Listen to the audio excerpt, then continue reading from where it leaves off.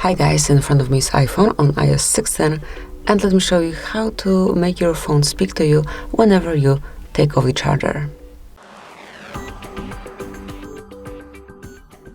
So at first enter shortcuts, then go to automation if you are not here yet, tap on plus icon, click on create personal automation and select charger.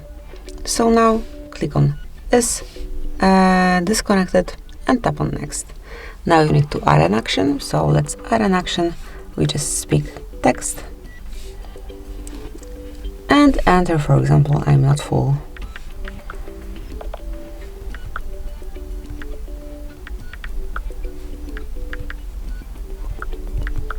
Tap on next and here smoothly switch off ask before running.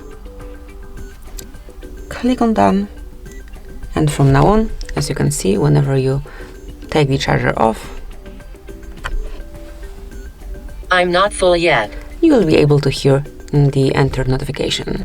So that would be all. This is it. Thank you for watching. Please subscribe our channel and leave the thumbs up.